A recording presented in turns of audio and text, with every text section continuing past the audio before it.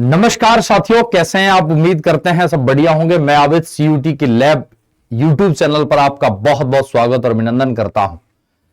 आप सब बढ़िया होंगे, मैं ऐसा उम्मीद कर सकता हूं। आज मैं आप सबके सामने एक ऐसा शानदार टॉपिक लाया हूं जिसे आप पढ़ेंगे तो यकीनन आपको हिंदी में एक शानदार उत्साह देखने को मिलेगा अपने अंदर। वो क्यों?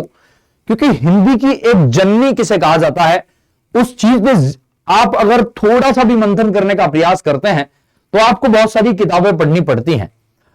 ऐसा बिल्कुल भी नहीं है कि आप नहीं जान पाएंगे, लेकिन मैं आपको एक बात बताने जा रहा हूं।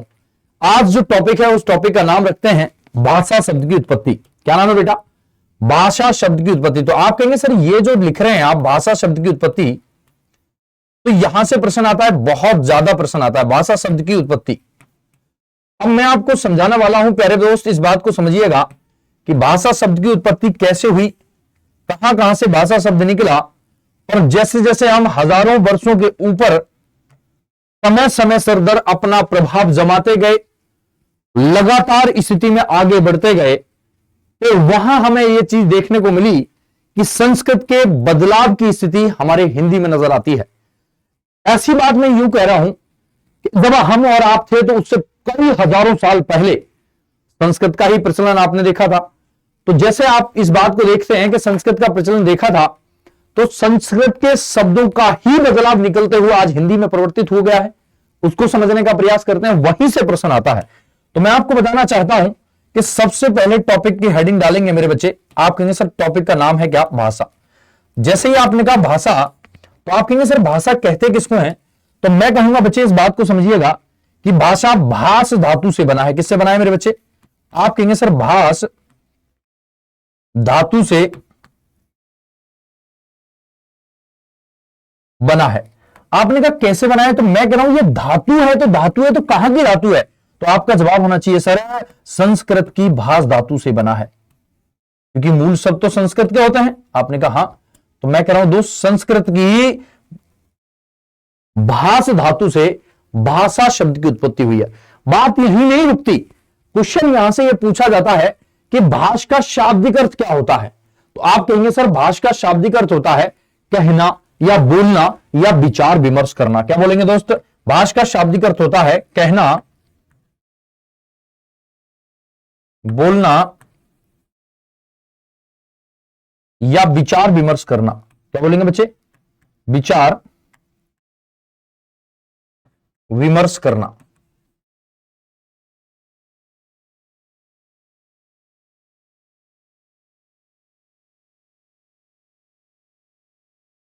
ठीक है भाई, विचार विमर्श करना। अब जैसे ही मैंने आपके सामने कहा कि भाष का शाब्दिक अर्थ होता है कहना, बोलना या विचार विमर्श करना, तो मैं एक शब्द निकाल के लाया हूं कि संस्कृत की भाष धातु से।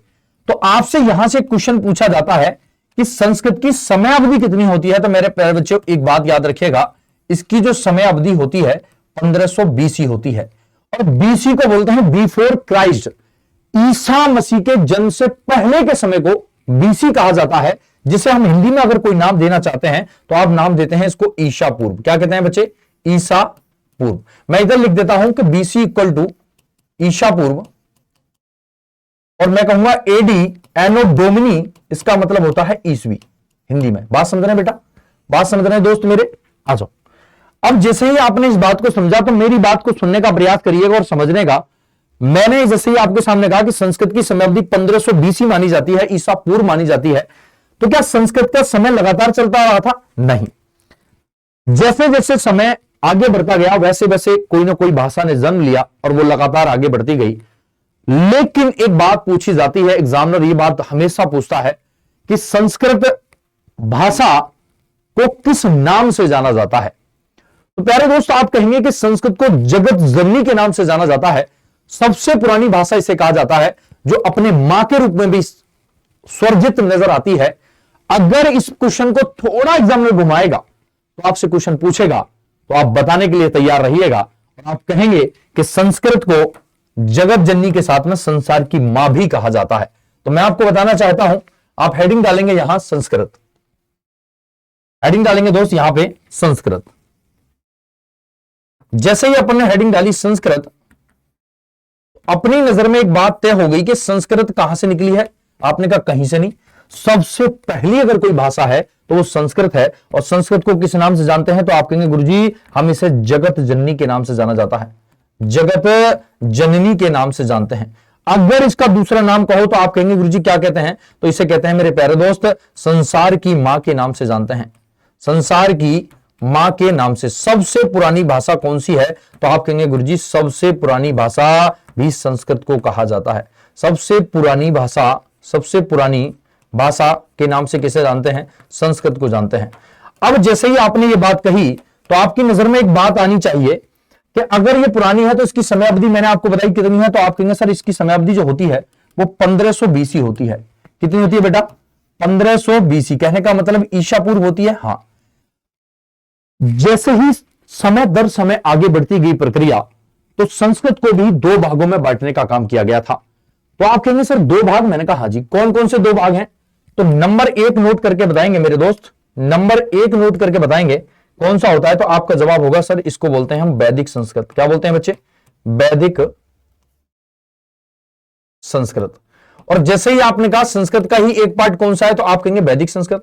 और दूसरा पार्ट अगर नाम लेना चाहते हैं तो आप क्या कहेंगे मेरे दोस्त? लौकिक संस्कृत। ठीक है भैया, लौकिक संस्कृत। जो लौकिक कहां से बना? लोक प्लस इक से बना है। समझ रहे हैं मेरी बात? अच्छा, अब मैंने कहा एक बात बताओ, क्या संस्कृत की समय अवधि जब दो भागों में बांट दी तो इसका मतलब पहला पार्ट कौन सा है? तो आप कहेंगे वैदिक संस्कृत है। तो मैंने कहा दोस्त वैदिक संस्कृत की समय अवधि कहां से शुरू होगी?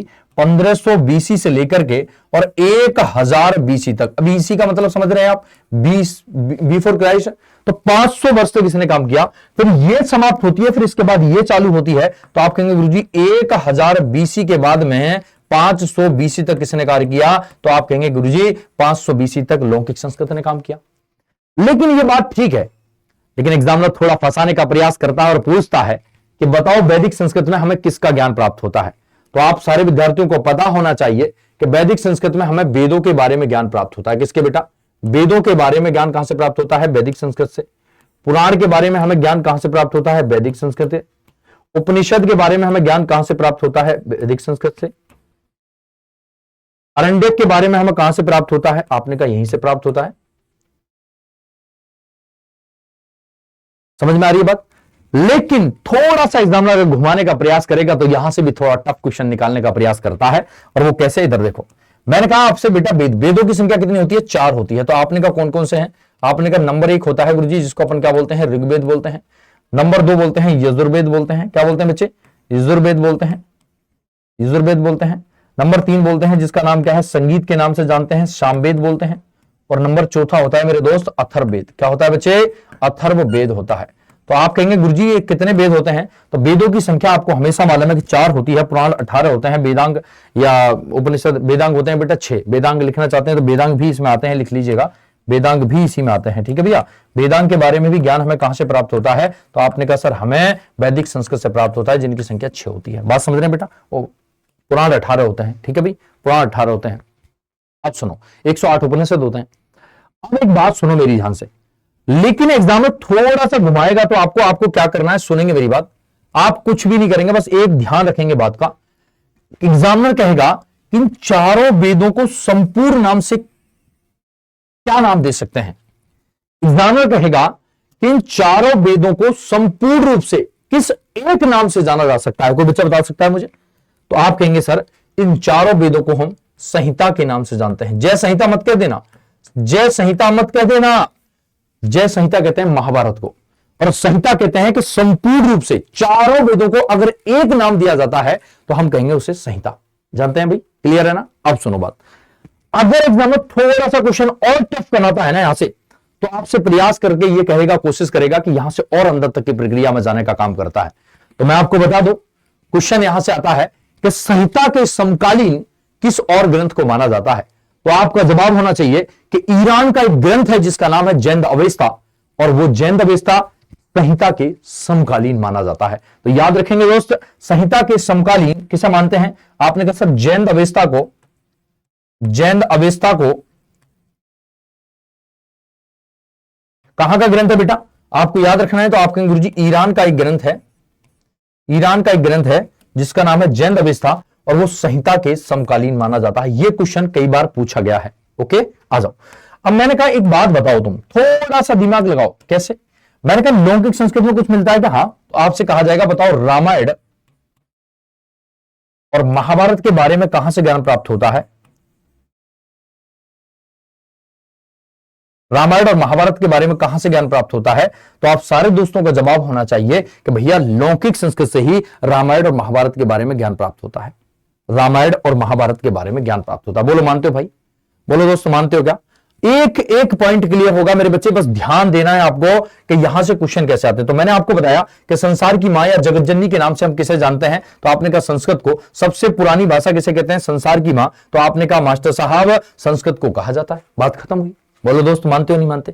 तो यहां से क्वेश्चन पूछे जाते हैं। प्यारे दोस्त, अगर आपको ये सेशन अच्छा लगा हो तो लाइक जरूर करें, चैनल को सब्सक्राइब जरूर करें। बाकी उम्मीद करते हैं आप सब अच्छे से जरूर समझे होंगे, और ऐसे ही लगातार वीडियो देखने के लिए चैनल पे लगातार बने रहिए। रोजाना एक एक वीडियो ऐसे ही करके मैं आपको थोड़ा थोड़ा देते हुए 200/200 पूरे नंबर दिलाने के यकीनन विश्वास के साथ आपको खरा उतरने का काम करूंगा। बस आपको विश्वास रखना है, अपनी मेहनत पर भरोसा रखना है। यकीनन एक दिन आप अपने संकल्प को हासिल करेंगे, और ईमानदारी की मेहनत का असर एक ना एक दिन जरूर नजर आता है। तो thank you so much, God bless you, bye, take care.